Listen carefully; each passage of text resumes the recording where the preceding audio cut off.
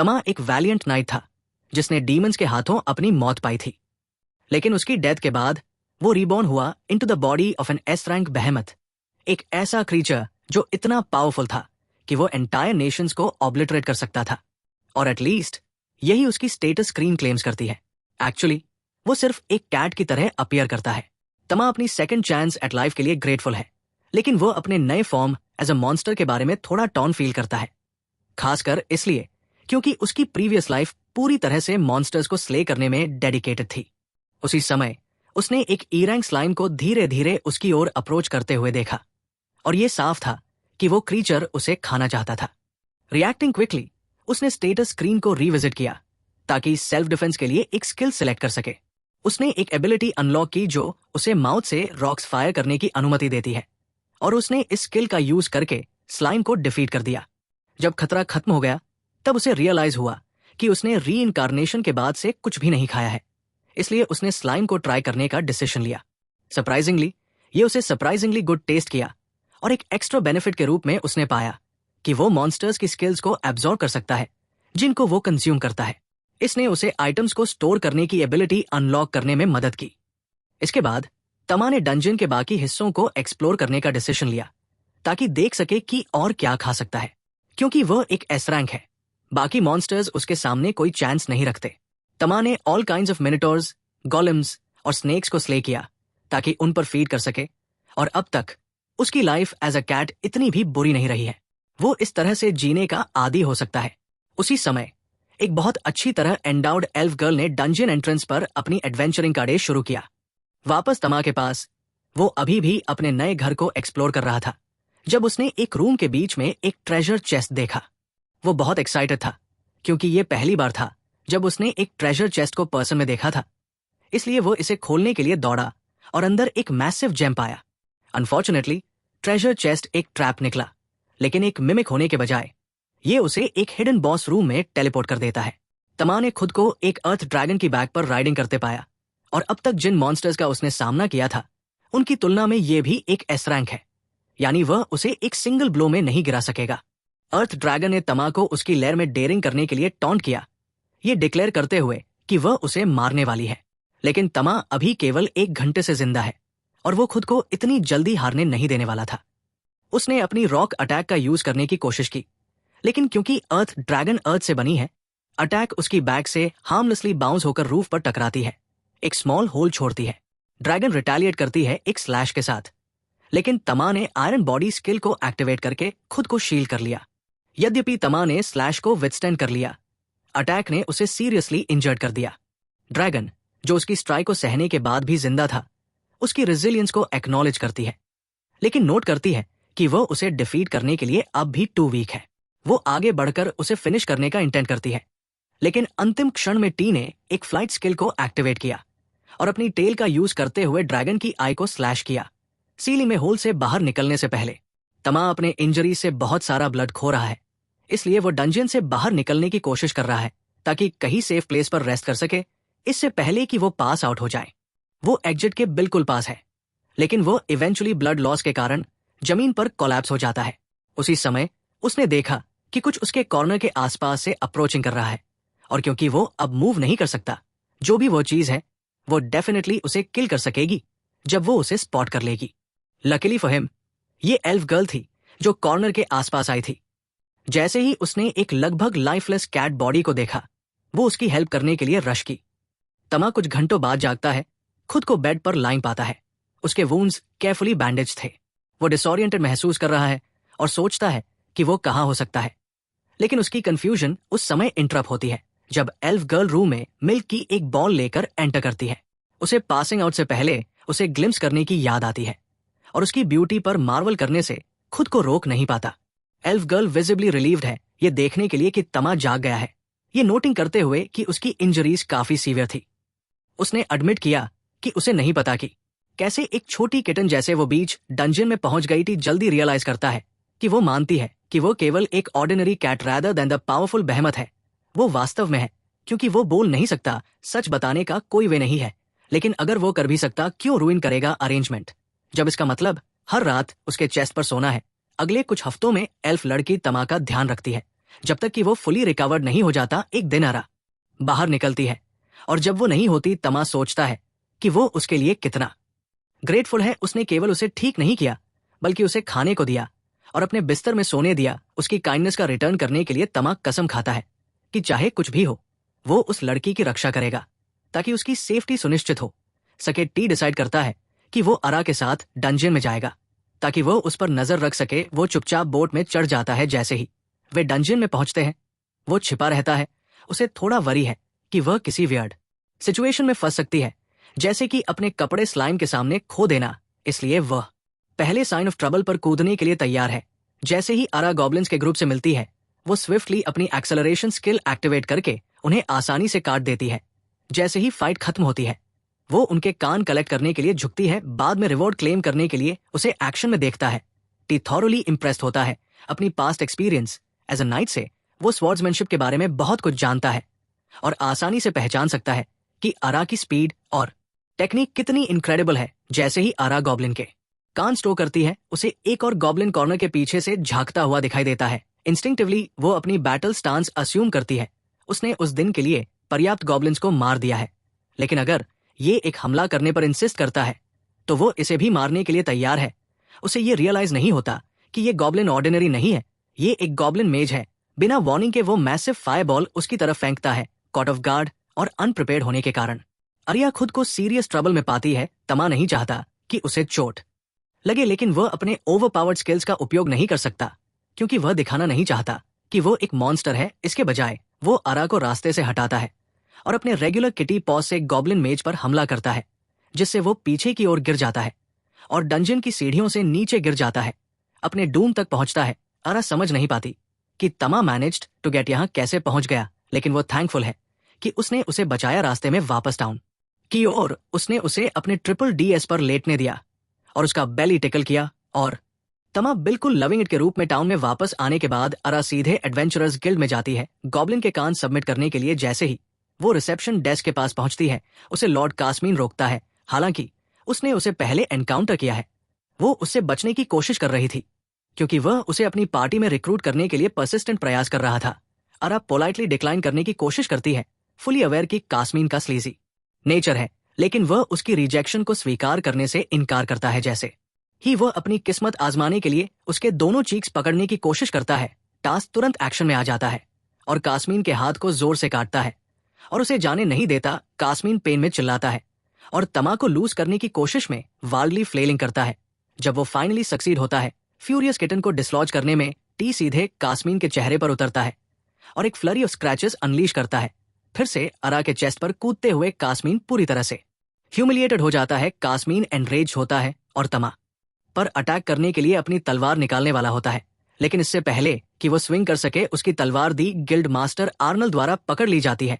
Arnold कास्मीन को याद दिलाता है कि गिल्ड के रूल्स हैं वेपन्स ब्रांडिशिंग के खिलाफ, खासकर जब ये इतनी पैथेटिक रीजन के लिए है, जैसे कि एक कैट के साथ बीफिंग के लिए, तो उसके लिए मेजर कॉन्सिक्वेंसेस होंगे अगर वो जारी रखता है। कास्मीन आर्नल्ड के साथ उलझना नहीं चाहता, इसलिए वो तुरंत डोर से बाहर भाग जाता है। अरा शुरू होता है आर्नल्ड का धन्यवाद करते हुए कि उसने उसकी मदद की। वो कहता है कि इट्स नो बिग डील और अरा के लिए तमा की तारीफ करता है जब उसने कैसमैन का हाथ काटा था। अरा फिर रिसेप्शन डेस्क पर जाती है और आर्नल्ड सभी मॉन्स्टर पार्ट्स को डॉक्यूमेंट करता है अरियास क्वेस्ट को ऑफिशियली कंप्लीट करने के लिए। उसके बाद अरा एक टेबल पर बैठ जाती है ताकि वो टी के साथ कुछ क्वालिटी टाइम बिता सके। इस पॉइंट तक सब कुछ काफी होलसम रहा है, लेकिन अरा और बिहेवियर एग्जिबिट करने लगती है जब वो तमा के पेट को गुदगुदा रही है।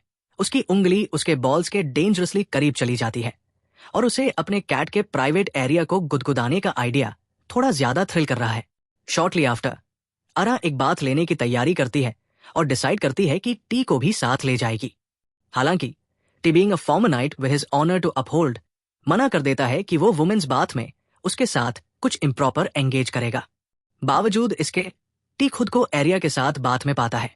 जब वे वहां होते हैं अरा स्ट्रॉन्गर बनने की अपनी एस्पिरेशन के बारे में बात करना शुरू करती है। वो शेयर करती है कि सालों पहले डीमंस ने लगभग उसके विलेज को वाइप आउट कर दिया था, लेकिन स्वॉर्ड सेंट अलिश समय पर आ गई, डीमंस को हराया और सभी को बचाया। तब से अरा डिटर्मिन्ड है कि वो अलिश जैसी स्ट्रॉन्ग बने। अगले दिन अरा फिर से तमा के साथ गिल्ड जा रही होती है और तमा देख सकता है कि शहर में हर कोई उससे बहुत नाइस है, सबको वो बहुत पसंद है। वो गिल्ड पहुंचती है और आर्नल्ड को रिसेप्शन डेस्क पर ग्रीट करती है, लेकिन आर्नल्ड उसे बताता है कि आज यहां होने का अच्छा दिन नहीं है, इसलिए उसे जल्दी निकल जाना चाहिए।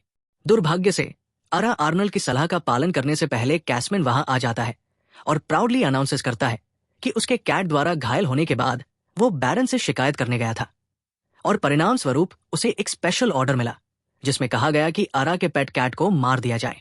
अरा डिसबिलीफ में है जो वो सुन रही है, हालांकि उसने तमा को बहुत लंबे समय तक नहीं रखा है। वो उसके लिए इनक्रेडिबली प्रेशियस है और उसे मारने का थॉट अनबियरेबल है। वो अपने घुटनों पर गिर जाती है और कास्मीन से मर्सी की गुहार लगाती है। उसकी डेस्परेशन सेंसिंग करते हुए Kasmin decides to exploit the situation to his advantage. He suggests they have a duel. अगर अरेल जीतती है तो तमा की लाइफ बच जाएगी, लेकिन अगर कैसमैन जीतता है तो उसे उसकी वाइफ बनने के लिए सहमत होना होगा। डील ब्लेटेंटली अनफेयर है, खासकर क्योंकि कास्मीन का रैंक अरा से ऊंचा है, लेकिन टी की लाइफ ऑन द लाइन है। अरा के पास टर्म्स एक्सेप्ट करने के अलावा कोई चॉइस नहीं है। ड्यूअल शुरू होता है और कास्मीन उसे साइड में किक करता है। उसके स्टम्बल करने के बाद वो अरा की स्पीड की तारीफ करता है, लेकिन कहता है कि ये उसे हराने के लिए इनफ नहीं होगा। अरा टैक्टिक्स बदलने की कोशिश करती है और उस पर कई डैगर्स फेंकती है, लेकिन कास्मीन के पास एक नाइफ प्रूफ केप है, इसलिए वो आसानी से ब्लॉक कर लेता है। फिर वो अरा की तरफ चार्ज करता है और अपनी तलवार से रिपीटेडली स्ट्राइक कर प्रेशर डालता है, जब तक कि वो अंततः उसे डिसार्म नहीं कर देता। अब अरा के लिए all hope pretty much lost है, क्योंकि वो अब खुद को डिफेंड नहीं कर सकती। तमा इस मोमेंट पर डीपली टॉर्न महसूस कर रहा है। अगर वो कुछ नहीं करता है तो अरा को कास्मीन से शादी करने के लिए मजबूर होना पड़ेगा। हालांकि अगर वो अपनी किसी भी एबिलिटी का यूज करता है तो ऑनलुकर्स रियलाइज कर लेंगे कि वो वास्तव में एक मॉन्स्टर है। जैसे ही कास्मीन फाइनल स्ट्राइक डिलीवर करने के लिए आगे बढ़ता है और अरा को सरेंडर करने के लिए मजबूर करता है, टी डिसाइड करता है कि वो अब और नहीं स्टैंड बाय कर सकता। वो एरिया की रक्षा के लिए लीप करता है, अपनी आयरन बॉडी स्किल को एक्टिवेट करता है ताकि कैसमैन्स ब्लेड को शैटर कर सके।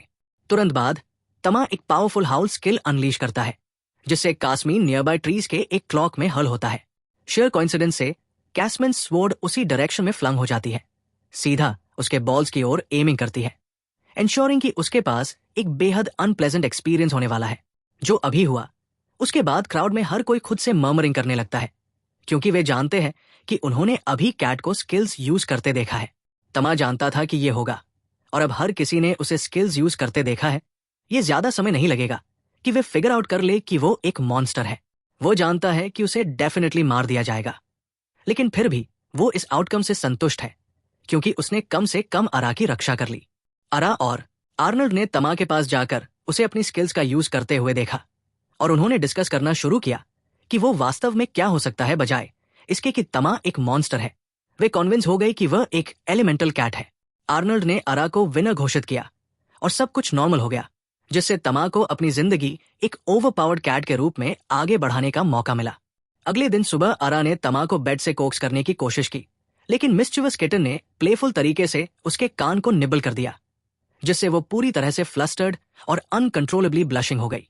अपने पास्ट लाइफ को ऑनरेबल नाइट के रूप में याद करते हुए टी ने जल्दी से तय किया कि स्थिति ऑकवर्ड होने से पहले ही रुक जाना चाहिए। वो बेड से कूद गया और चलने लगा, लेकिन अरा ने उसे लॉन्गिंग से भरे टोन में पुकारते हुए उसे अनकंफर्टेबल महसूस करवाया। बाद में अरा टी को ब्लैकस्मिथ शॉप में अपनी फ्रेंड वल्कन से मिलने ले गई। वहां पहुंचते ही वल्कन का ध्यान तुरंत तमा पर चला गया। उसकी नजरें अडोरेबल किटन पर फिक्स हो गई, जबकि अरा ने तमा के बारे में स्टोरीज शेयर की। वल्कन ने ईगली पूछा कि क्या वो उसे होल्ड कर सकती है। तमा डिलाइटेड महसूस कर रहा था जब वल्कन ने उसे उठाया और उसकी क्यूटनेस को मार्वल किया। हालांकि अरा ने जल्दी से बातचीत को उनके विजिट के पर्पस की तरफ मोड़ दिया। उसे तमा के लिए आर्मोर बनवाना था। वल्कन इस आइडिया से थ्रिल्ड हो गई और इस यूनिक और चार्मिंग प्रोजेक्ट को लेने के लिए एक्साइटेड हो गई। उसने तुरंत तमा की मेजरमेंट्स लेना शुरू कर दिया और अरा को एश्योर किया कि वो उसके लिए परफेक्ट आर्मोर बनाएगी। वल्कन अपने काम में बिजी हो गई, जबकि अरा ने तमा से विस्पर करके पूछा कि क्या वो एडवेंचर के लिए रेडी है। बिना किसी हेजिटेशन के तमा ने ईगली अग्री कर लिया। जबकि अरा और तमा अपने प्लान्स बना रहे थे, वल्कन आर्मोर बनाने में लेजर फोकस थी और इस टास्क को अपनी लाइफ मिशन की तरह ट्रीट कर रही थी। केवल 10 मिनट के अंदर ही वल्कन ने कंप्लीटेड आर्मोर प्राउडली प्रेजेंट किया और ये एक मास्टरपीस निकला। तमा उसमें डैशिंग लग रहा था और फिट परफेक्ट था। हालांकि वल्कन ने एडमिट किया कि वो अभी भी आरा की स्वॉर्ड के साथ स्ट्रगलिंग कर रही है। 100 बार से अधिक बार रिफॉर्जिंग करने के बावजूद वो इसे कोई लाइटर नहीं बना पाई, जिससे आरा के लिए अपने क्वेस्ट्स के दौरान इसे इफेक्टिवली वील्ड करना मुश्किल हो गया। कुछ सोचने के बाद वल्कन ने टेम्पररी पार्टी बनाने का सुझाव दिया ताकि वो आरा की एक्शन में ऑब्जर्व कर सके और समस्या को बेटर अंडरस्टैंड करके सोल्यूशन निकाल सके। उस दिन टीम ने डंजन में डाइव किया, जहां वल्कन ने क्विकली अपनी स्ट्रेंथ डेमोन्स्ट्रेट की। उन्होंने जो हिडियस गॉब्लिन्स एनकाउंटर किए उन्हें स्मैशिंग करते हुए। आरा ने में देखा, पूरी तरह से वल्कन की बोल्डनेस और इनक्रेडिबल पावर से कैप्टिवेटेड हो गई, जबकि तमा ने उसे फियरलेस और हाईली स्किल्ड के रूप में एडमायर किया। वल्कन की एक्सपर्टीज तब और सामने आई जब उसने एक मॉन्स्टर से आने वाले फायरबॉल अटैक को डिफ्लेक्ट किया, अपनी स्मिथिंग टैलेंट्स से जुड़ी स्पेशल एबिलिटी का यूज करते हुए। उसने समझाया कि उसकी पावर उसे अपनी आर्मर में वेरियस एलिमेंटल एट्रीब्यूट्स इम्ब्यू करने की अनुमति देती है, जिससे वो बैटल में हाईली अडेप्टेबल हो जाती है। अब पाथ क्लियर हो चुका था। वल्कन ने स्टेप असाइड किया और आरा को अपनी स्वॉर्ड के साथ लीड करने के लिए एनकरेज किया। उनका अगला चैलेंज एक अनसाइटली ओवरसाइज्ड ओआरसी था। क्रीचर का ग्रोटेस्क अपीयरेंस रिपल्सिव और इंटिमिडेटिंग दोनों था, लेकिन आरा ने रिगार्डलेस चार्ज किया और अपने एक्सेलरेशन स्किल को एक्टिवेट किया। उसने स्ट्राइक करने की कोशिश की, लेकिन ओआरसी सरप्राइजिंगली एजाइल था। उसने उसके अटैक्स को एक्सपर्टली ब्लॉक किया। तमा ने तब स्टेपिंग किया, एयर में सॉरिंग करते हुए, और अपनी आयरन बॉडी टेक्निक को एक्टिवेट किया, जिससे आरा को इनकमिंग ब्लो से शील्ड किया, जिससे ओआरसी को डिस्ट्रैक्शन मिला और आरा ने डिसाइसिव अटैक से बीस्ट को एलिमिनेट कर दिया।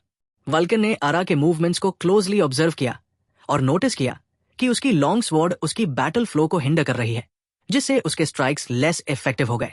आरा अपनी परफॉर्मेंस से अनहैप्पी थी और वल्कन से टफर चैलेंज की रिक्वेस्ट की, ईगर अपनी बाउंड्रीज को पुश करने और स्ट्रॉन्गर बनने के लिए। वल्कन उसकी डिटर्मिनेशन से इम्प्रेस्ड हुई और उसे प्रोसीड करने के लिए एनकरेज किया। Next floor promising even more formidable trials ahead.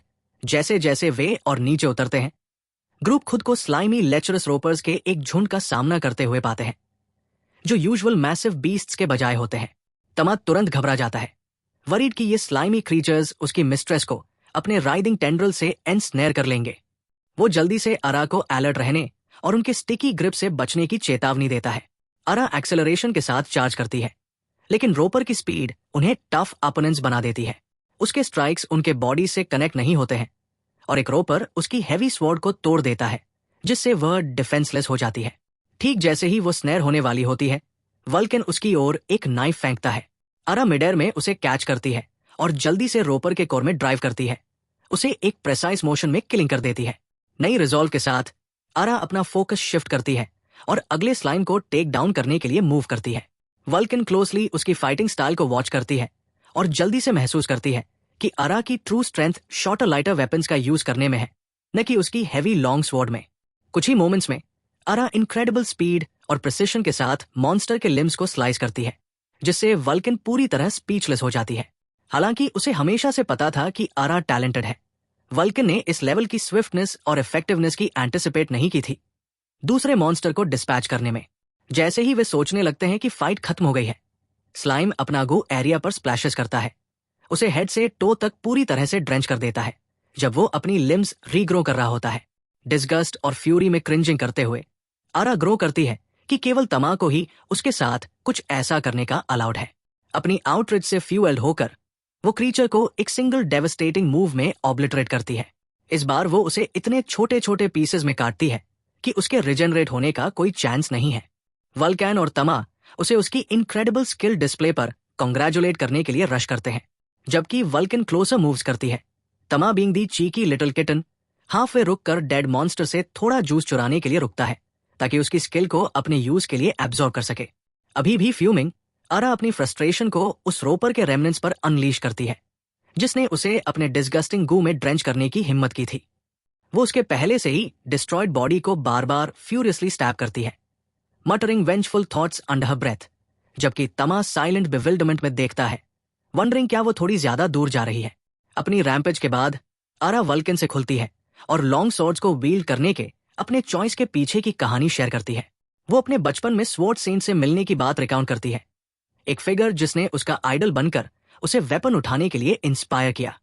हालांकि लॉन्ग स्वॉर्ड उसकी फाइटिंग स्टाइल को नेचुरली सूट नहीं करती है, अरा ने इसे मास्टरिंग करने के लिए वर्षों डिवोटेड किए, अपने हीरो के फुटस्टेप्स को फॉलो करने के प्रयास में। हालांकि हाल ही में उसने रियलाइज किया कि डैगर्स उसकी स्किल्स को बेहतर कॉम्प्लीमेंट करते हैं। उसने इस नए फाउंड स्ट्रेंथ को एम्ब्रेस करने का निर्णय लिया है। तमा अटेंटिवली सुनता है और उसे सपोर्ट ऑफर करता है, रियश्योरिंग करती है कि ये चेंज उसे केवल स्ट्रॉन्गर बनाएगी। अरा की ग्रोथ को रिकॉग्नाइज करते हुए vulcan deeper floor of the dungeon में वेंचर करने का सुझाव देती है, ट्रस्टिंग कि अरा अपने डैगर्स के साथ चैलेंजेस को हैंडल करने में सक्षम है। प्रेसिंग ऑन करने से पहले वे फिलोसोफर्स स्टोन के पास रेस्ट करने का डिसाइड करते हैं, जो एक रेयर आर्टिफैक्ट है जो मॉन्स्टर्स को अपनी विसिनिटी में बे रखता है। ब्रेक लेते समय अरा खुद को स्टोन को घूरते हुए पाती है, जो अनएक्सपेक्टेडली उसके बचपन की पेनफुल मेमोरीज का फ्लड ट्रिगर कर देता है, जब उसके होम पर डीमंस ने हमला किया था। थॉट में खोई हुई अरा मुश्किल से वल्कैन के कॉन्सर्न्ड लुक को नोटिस करती है। जब वल्कैन जेंटली पूछती है कि क्या कुछ गलत है, अरा क्विकली इसे ब्रश ऑफ करती है, क्विकली सब्जेक्ट को चेंज करती है और कॉन्वर्सेशन को कहीं और स्टीयर करती है। जबकि ग्रुप ब्रेक ले रहा होता है, तमा केयरफ्री और मजे से पानी के पूल में स्प्लैशिंग करता है। उसे इतना मजा करते हुए देखते हुए अरा डिसाइड करती है ज्वाइन करने का, अपना प्लॉट आर्मोर हटाते हुए और तमा को स्पष्ट व्यू देते हुए कि उसके नीचे क्या है। वल्कन भी जल्द ही ज्वाइन करती है और तीनों एक ताजगी भरी डिप लेते हैं। हालांकि जब तमा स्विम्स करता है, वो उनकी एक्सपोज्ड स्किन के अलावा किसी और चीज पर फोकस करने की कोशिश करता है। ब्रेक के दौरान अरा कैजुअली वल्कैन से उसके यूजुअल डंजन पार्टी के बारे में पूछती है। अनजाने में ब्रिंगिंग एक सेंसिटिव टॉपिक पर वल्कन एक्सप्लेन्स करता है कि उसकी पार्टी डिसबैंडेड हो गई जब 2 मेंबर्स फेल इन लव हो गए और फीमेल एडवेंचरर प्रेग्नेंट हो गई। कपल ने डिसाइडेड किया अपने एडवेंचरिंग लाइफ को पीछे छोड़ना और सेटल डाउन होना। कॉन्वर्सेशन फिर एक अनएक्सपेक्टेड टर्न लेता है जब वल्कन मेंशंस करता है कि एलिमेंटल कैट्स जैसे तमा क्रॉस ब्रीडिंग कैपेबल होते हैं, स्पेकुलेट करते हुए कि क्या हो सकता है अगर तमा बड़ा हो जाए और एक सीरियस हीट सीजन में एंटर करे। जैसे ही उनका ब्रेक खत्म होता है, ग्रुप नेक्स्ट डंजन फ्लोर की ओर बढ़ता है, जहां उन्हें एक फियर्स मिनोटॉर से सामना होता है। अर्लियर गॉब्लिन्स और रोपर्स से अलग ये क्रीचर एक फॉर्मिडेबल अपोनेंट है।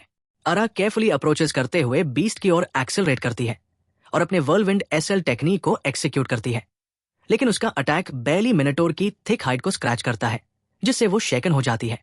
वल्कन स्टेप्स इन करता है, एनकरेजमेंट देता है और अरा को रीगेन उसकी कंपोजर में मदद करता है। वल्कन के एनकरेजमेंट से मोटिवेटेड होकर अरा रीगेन करती है, अपनी फोकस और अनलीश करती है एक सीरीज ऑफ फास्टर और मोर एग्रेसिव अटैक्स। स्पीड से ओवरवेल्म्ड मिनोटॉर रेकलेसली अपने मैसिव वेपन को स्विंग करने लगता है। उसके एक वाइल्ड स्विंग्स सीलिंग को हिट करते हैं, causing chunks of debris dangerously close to Vulcan गिरने लगते हैं। Swiftly acting, Tama uses his howling skill falling rubble को डिफ्लेक्ट करने के लिए, वल्कन को टाइम पर बचाते हुए। तमा के क्विक थिंकिंग और करेज से इंस्पायर्ड होकर एरिया एक ओपनिंग स्पॉट करती है और एक डेवस्टेटिंग स्ट्राइक डायरेक्टली मिनोटॉर के चेस्ट पर डिलीवर करती है, क्रीचर को फाइनली डाउन करते हुए। तमा अरा की हार्ड एंड विक्ट्री पर चीयर करता है। Vulcan stands in a marvelling at little cat strength और करेज। उसकी थॉट्स वांडर करते हुए वो सोचने से खुद को रोक नहीं पाती कि तमा एक रियली पावरफुल अल्फा मेल है। एडवेंचरर्स गिल्ड पर वापस एरिया, फुलकॉन और तैथ अपनी गैदर्ड लूट को टर्न इन करते हैं। फिर वे आर्नल्ड के पास अप्रोच करते हैं, जो मिनू रिमेन्स पर डीप कट मार्क्स इंस्पेक्ट करता है और पूछता है कि इंप्रेसिव डैमेज कौन रिस्पॉन्सिबल है।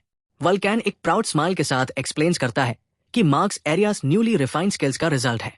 आर्नल्ड याद करते हुए कि एरिया कितना वीक थी जब उसने पहली बार टाउन में अराइव किया था, उसकी रिमार्केबल ग्रोथ और डेडिकेशन की प्रेस करता है। कॉम्प्लीमेंट पर ब्लशिंग करते हुए अरा आर्नल्ड को थैंक्स करती है, एक डीप सेंस ऑफ प्राइड और अकॉम्प्लिशमेंट महसूस करते हुए। अपनी अर्निंग्स के साथ ट्रियो एक लोकल रेस्टोरेंट पर सेलिब्रेट करने के लिए हेड करते हैं। Vulcan wastes no time heavy refills में इंडल्ज करते हुए तमा इंप्रेस करता है, जो सोचता है कि शायद वो एक सीजन ड्रिंकर है। अरा वल्कन को रेड के दौरान सपोर्ट के लिए अपने ग्रैटिट्यूड एक्सप्रेस करती है, एडमिटिंग करती है कि उसे कितना फन आया working together. Vulcan Sam sentiments share करते हुए एक रेयर मेडिसिनल हर्ब दिखाती है, जो उसने डंजन मिम के रूप में कलेक्ट किया था। उनकी लाइवली कॉन्वर्सेशन तमा में नॉस्टैल्जिया स्टर करती है, उसे उसके past life as an adventurer की याद दिलाती है, जब उसके कॉमरेड्स थे शेयर करने के लिए ऐसे मोमेंट्स। फिर भी तमा खुद से एडमिट करता है कि उसकी करंट लाइफ इतनी बुरी नहीं है। एक स्टनिंग एल्फ का स्पॉइल्ड पेट होना एक ड्रीम है जिसे फ्यू डिक्लाइन करेंगे। जैसा कि उनका बॉन्ड डिपेंड होता है, वल्कन प्रपोज करती है कि वो एक ऑफिशियल पार्टी फॉर्म करें। एरिया कॉट ऑफ गार्ड होकर फ्लैटर्ड होती है, लेकिन रिस्पॉन्स देने में शाय हो जाती है। हेजिटेशन नोटिसिंग करते हुए टी प्लेफुली उसके हैंड को निबल करता है और उसे वल्कैन के ऊपर प्लेस करता है, उसकी ओर से अग्रीमेंट को सील करते हुए। ग्रुप चीयर्स में बर्स्ट करता है, सेलिब्रेटिंग करते हुए उनकी नई पार्टनरशिप की शुरुआत। ग्रोइंग पार्टनरशिप से फ्यूएल्ड होकर वे और ड्रिंक्स ऑर्डर करने का डिसाइड करते हैं और इवनिंग को एक अनफॉरगेटेबल सेलिब्रेशन में टर्न कर देते हैं। उस नाइट के बाद तमाक खुद को अरा और वल्कैन की मेटाफोरिकल प्लॉट आर्मोर के बीच स्क्विश्ड पाता है। द स्नग और ऑकवर्ड सिचुएशन उसे स्लीप करना नियरली इम्पॉसिबल बनाती है, खासतौर पर जब वो एआर को स्लीप में मटरिंग करते हुए सुनता है कि उसे होप है कि टी बहुत रफ नहीं हो जाए। सस्पिशियस और माइल्डली फ्लस्टर्ड महसूस करते हुए वो समहाउ अपनी कंपोजर बनाए रखता है। डिस्ट्रैक्शन की जरूरत में टी अपने स्टैट्स चेक करता है और स्टार्टल हो जाता है जब उसे डिस्कवर होता है कि वो एवोल्यूशन के लिए एलिजिबल है। हालांकि इवॉल्विंग उसे एक न्यू स्टेट में ट्रांसफॉर्म कर सकता है। बड़े बेहमत ने पोटेंशियली अंत करना चाहा अपने लाइफ का, जो वो अरा और वल्कैन के साथ करंटली शेयर करता है। तमा ने लॉयल्टी और कंपेनियनशिप को रॉ पावर पर प्रायोरिटाइज करते हुए ये रिजॉल्व किया कि वो उनका बिलवेड और डिपेंडेबल पेट बनेगा। अगले सुबह टाउन में घूमते हुए अरा और तमा ने देखा कि दो थग्स एक यंग गर्ल को हरास कर रहे थे और उसे पिकपॉकेट होने का आरोप लगा रहे थे। अरा ने तुरंत स्टेपिंग इन किया और जैसे ही थग्स ने उसके एलिमेंटल कैट को देखा, वे ट्रबल अवॉइड करने के लिए भाग गए। अरा ने लड़की को कंसोल किया, ये जानकर कि वो ऑर्फन है, और उसे एक लोकल चर्च ले गई जहां नन्स अन्य बच्चों की केयर करती थी। अरा की हार्टफेल्ट डिस्कशन सुनते हुए तमा ने अपने मास्टर्स काइंडनेस के लिए डीप सेंस ऑफ एडमिरेशन महसूस किया और उसे साइलेंट वाव लिया कि वो उसे और भी सपोर्ट करेगा। उसी इवनिंग आर्नल्ड ने अरा को एडवेंचरर्स गिल्ड में समन किया और उसकी प्रमोशन के लिए उसे सी रैंक में कॉन्ग्रेचुलेट किया। उसके हार्ड वर्क को रिकॉग्नाइज करने के टोकन के रूप में उसने उसे ग्लीमिंग न्यू रैंक पेंडेंट प्रस्तुत किया।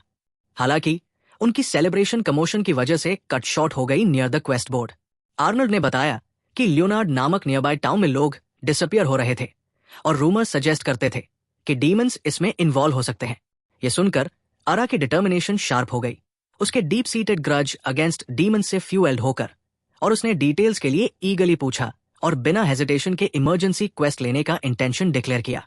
Part 3 details of the case सुनने के बाद अरा ने आर्नल्ड को रिलेंटलेसली हर इंफॉर्मेशन के लिए प्रेस किया जो उसके पास थी।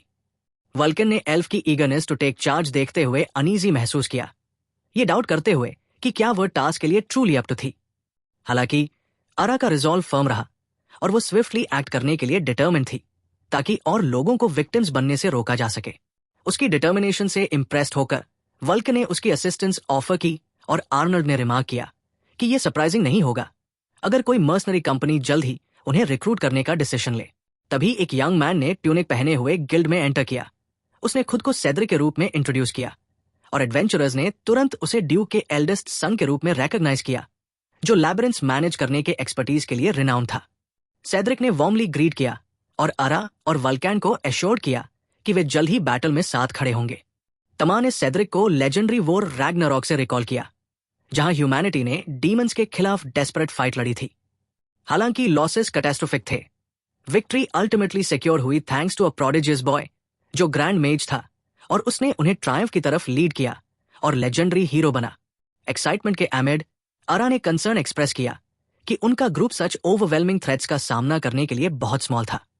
आर्नल्ड ने सेड्रिक से क्लियरली चार्म होकर उसे रियश्योर किया, ये इंसिस्टिंग करते हुए कि सेड्रिक की एबिलिटीज किसी को एस्टॉनिश करने के लिए इनफ है। जैसे ही अरा अफेक्शनेटली सेड्रिक से क्लिंग की, आर्नल्ड ने उसे रिमाइंड किया कि सच जेस्चर्स प्राइवेट रखी जानी चाहिए। क्यूरियस अरा ने पूछा कि क्या वे कपल है और वल्कन ने कंफर्म किया, जिससे तमा कंप्लीटली बैफल्ड रह गया। घर लौटने तक साइलेंट रहते हुए तमा ने अपने मास्टर्स अनीस को नोटिस किया, जो अंडरस्टैंडेबल था given the dangers of travelling with someone as legendary as the hero. Cat Tama ने एल्फ के फेस को लिक करके उसे कंफर्ट करने की कोशिश की और उसने रिस्पॉन्ड करते हुए किस किया। इस अफेक्शनेट एक्सचेंज से सरप्राइज्ड होकर तमा क्विकली रीफोकस्ड हुआ और ग्रुप ने अपनी जर्नी के लिए प्रिपेयर किया। अलोंग द वे उन्होंने नए एलाइज से मिले, silver head swordsman Danny, humanoid monster Howard, fiery red headed Kenny और चीयरफुल मारिएटा। अरा ने तमा को इंट्रोड्यूस किया, जिसने अपनी अनडिनाइबल क्यूटनेस से तुरंत सबको चार्म किया। मारिएटा ने इंसिस्ट किया कि वे उसे कैरी में टर्न्स ले। उनकी पीसफुल जर्नी सडनली इंटरप्टेड हुई जब एक ग्रुप ऑफ ऑक्स ने रोड को ब्लॉक कर दिया। सेड्रिक ने कामली डैनी को थ्रेट से डील करने को इंस्ट्रक्ट किया और स्वॉर्ड्समैन ने एफर्टलेसली बिना ब्रेकिंग अ स्वेट ऑक्स को डिस्पैच कर दिया। वल्कन ने डैनी की एबिलिटी से इंट्रिग्यूड होकर उसके फाइट स्टाइल के बारे में इंक्वायर किया और केनी ने कंफर्म किया कि डैनी ने कोई स्किल्स यूज भी नहीं की थी। समझ गए कि कैसे पावरफुल रैग्नारॉक के हीरोज थे, जबकि तमा दनी की रॉ स्ट्रेंथ से विस्मय में थे, ईगर टू एक दिन उसके साथ फाइट करने के लिए। जैसे ही रात हुई वे लेनर्ड विलेज पहुंचे, जहां ग्रेटफुल विलेजर्स ने सेड्रिक और उसकी टीम का वार्मली वेलकम किया। एक विलेजर ने ट्रबलिंग न्यूज शेयर की, कई लोकल्स मिस्टीरियसली डिसअपियर हो गए थे, इंक्लूडिंग अ सर्च पार्टी जो रूइंस में खो गया और पिछली रात एब्डक्टेड हुई एक और लड़की। इस रहस्योद्घाटन ने आर्या को उसकी होमलैंड पर हुए इन्वेजन की पेनफुल मेमोरीज याद दिला दी। द विलेज लीडर ने तब समझाया कि सेड्रिक की नाइट्स विलेजर्स की लास्ट होप थे। ग्रुप की एग्जॉशन को देखते हुए विलेजर्स ने जल्दी से एक हर्टी मील तैयार की ताकि वे रिकवर कर सकें। बाद में जब वे अपनी लॉजिंग में सेटल्ड हुए, आरा की क्यूरियोसिटी ने उस पर काबू पा लिया और उसने अपने साथियों से पूछा कि वे नाइट्स क्यों बने।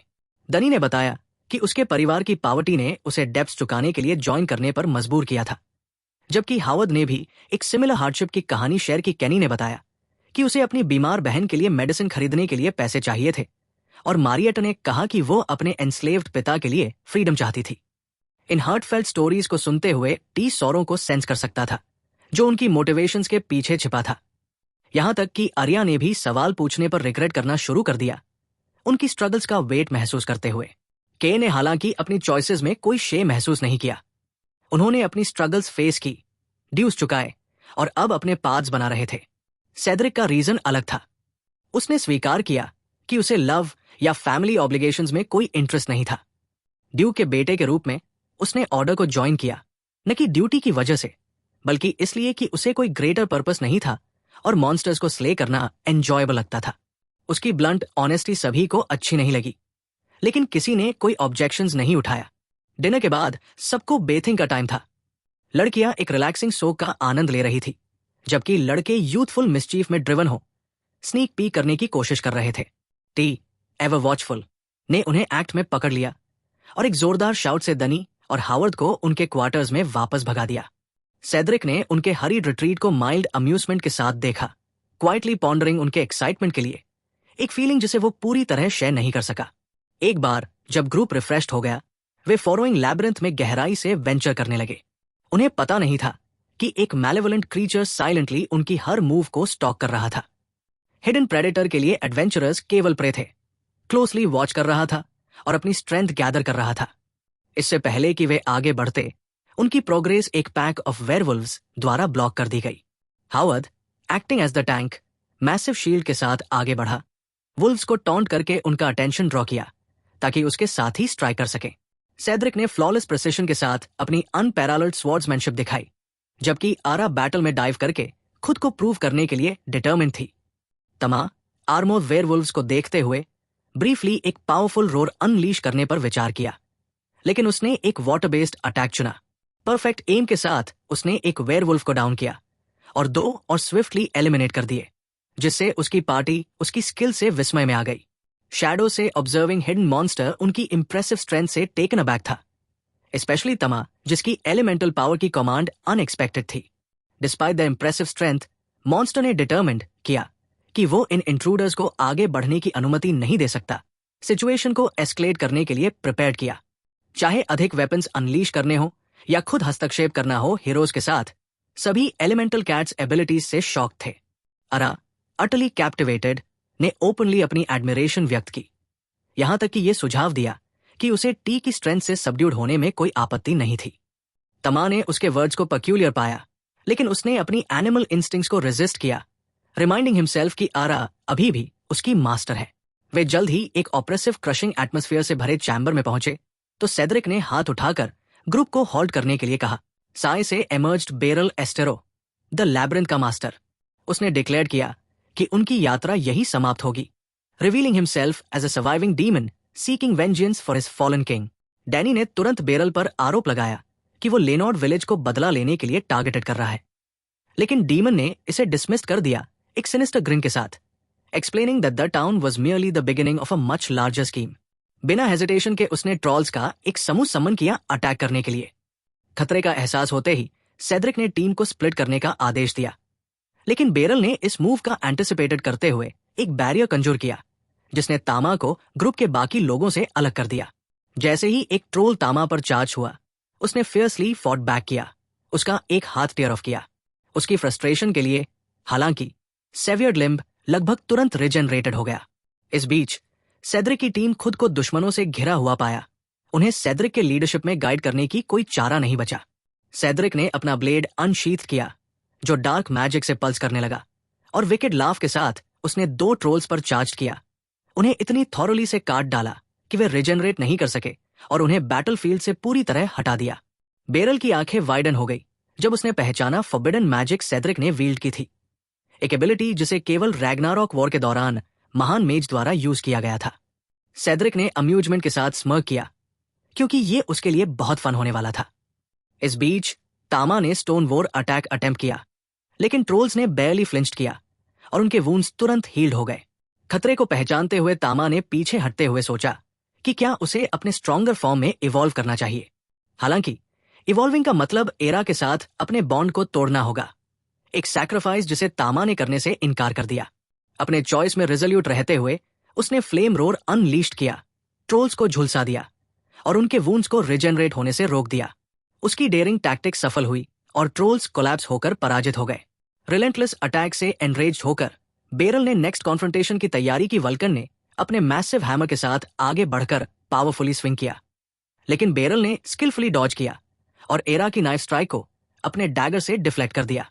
स्मर्किंग, बेरल ने हैमर की स्लो और प्रेडिक्टेबल मूवमेंट्स का मजाक उड़ाया।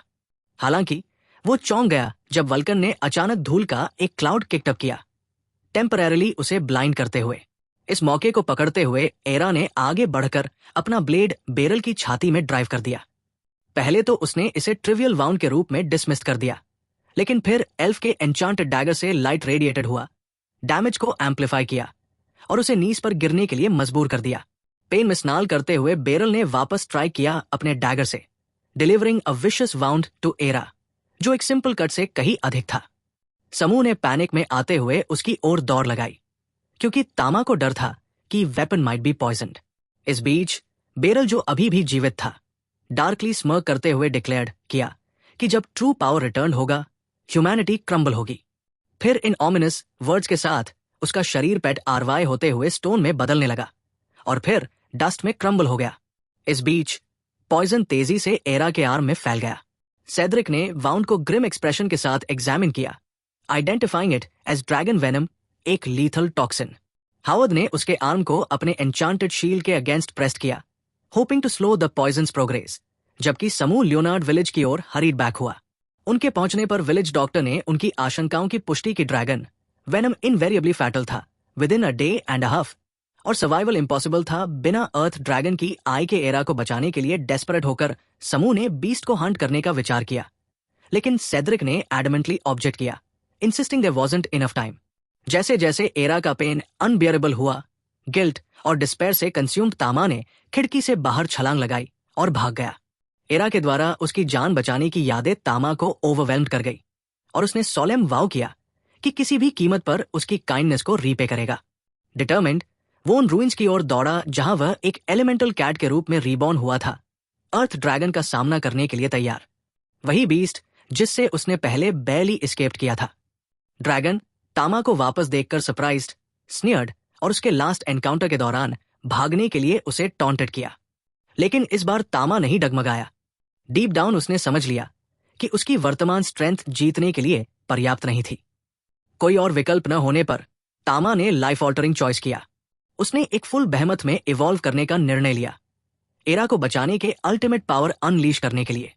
अगले पार्ट को मिस न करने के लिए स्क्रीन पर दिखाई दे रहे वीडियो को वॉच करें और सब्सक्राइब करें।